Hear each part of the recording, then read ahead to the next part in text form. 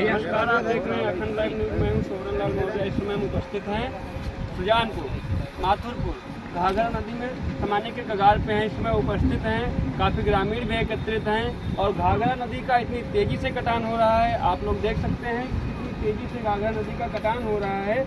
और यहाँ की जो शासन द्वारा परियोजना लागू की गई थी, परियोजना का को कहीं पे दिख नहीं रहा है कि परियोजना का यहाँ पे कोई बंदोबस्त किया गया हो। यहाँ पर काफ़ी गाँव वाले एकत्रित हैं, उनसे बात करेंगे। जो यहाँ पे परियोजना लगाई गई थी, क्या लापरवाही रही है, क्या कारण रहा है जो घाघरा नदी का कटान जोरों से चल रहा है, और यहाँ के काफ़ी ग्रामीण एकत्रित हैं। जी, स्वागत है अखंड लाइव न्यूज में। धन्यवाद भाई साहब आपको।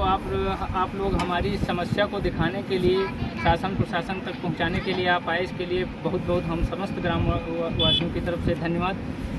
भाई साहब, हम आपको बताना चाहेंगे कि यहाँ पे एक परियोजना बनी थी, यहाँ माथुरपुर से लेकर के इधर बीच में लगभग 800 मीटर की, जो कम से कम 3-4 करोड़ की लागत की थी।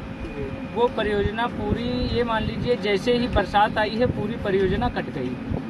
परियोजना कट, ये कह लीजिए उसका नामो निशान नहीं बचा। क्या कारण रहा जो परियोजना कट गई? कारण यही रहा कि इसमें बाढ़ खंड की लापरवाही रही है, और हम लोग अपनी आवाज़ उठाते रहे, कहते रहे कि यहाँ पे सर काम करा दीजिए, ये कटान हो रहा है, यहाँ पे उसका जो पुख्ता इंतजाम होना चाहिए था वो नहीं हो पाया, इसलिए परियोजना गई। इसके बाद में कई गांव आज हमारे पंचायत के घाघरा नदी के किनारे पे हैं, जो बिल्कुल कटान की स्थिति में हैं। सबसे पहले देवीपुरवा गांव, जिसकी महज केवल दूरी 100 मीटर की बची है, जो गांव आज पूरा कटान पे है। ये कह लीजिए जो किसान हैं वहाँ के, उनके पूरे केवल घर बचे हैं।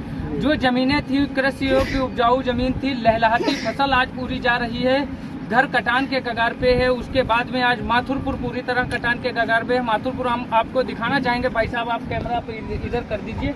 ये गांव माथुरपुर है, जिसकी दूरी केवल नदी से 50 मीटर बची है। और आपको हम बताएंगे इसके बाद तुरंत गांव कुर्तैया है, जो बिल्कुल कटान पे है, सेम यही कंडीशन है। लालापुर, आज बद्रीपुरवा, ये कह लीजिए इसके किनारे के सभी गांव कटान के कगार पे हैं। और यहाँ पे मेन स्थिति इस पॉइंट पे आती है भैया कि जो ये गांव आज हम जो आपको नाम बता रहे हैं, देवीपुरवा, माथुरपुर, कुर्तैया, सुजानपुर, लालापुर, बद्रीपुरवा, ये जो गांव है ये इससे पहले घाघरा नदी में कट चुके हैं। इससे कुछ दिन पहले समा चुके हैं नदी में। और उसके बाद में आज वो जब लोग वहां से अपना घर कटने के बाद में जब ऊपर बनाए हैं घर, तो नदी की दूरी 4 किलोमीटर थी। 4 किलोमीटर के बाद आज लगातार नदी कटान करती हुई, जमीन को अपने में काटती हुई, समेटती हुई आज फिर उन गांव के पास आ गई है।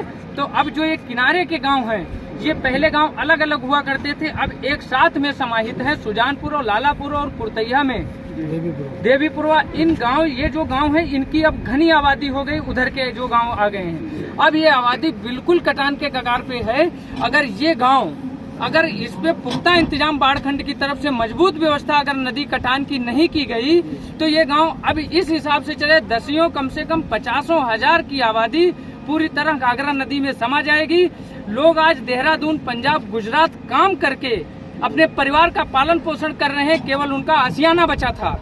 आज हम उस दर्द में आपसे कह रहे हैं कि उनका आज आशियाना भी उजड़ने वाला है। और इसके बाद में हम लोग अपनी आवाज, हम डीएम साहब को प्रार्थना पत्र दिए हैं इसके बारे में कि डीएम साहब हमारे यहाँ कटान हो रहा है। डीएम साहब आई थी मौके पे यहाँ देखने के लिए, लेकिन डीएम साहब का आने के बाद में जिस जगह पे डीएम साहब बैठी थी, आज वो जगह भी नदी में समा गई। यहाँ हम डीएम साहब, एसडीएम, मुख्यमंत्री, ये कह लीजिए कोई प्रशासनिक अधिकारी जिसको हम लोग अवगत न कराए हो, सभी को अवगत कराते रहे, कटान बंद नहीं हुआ।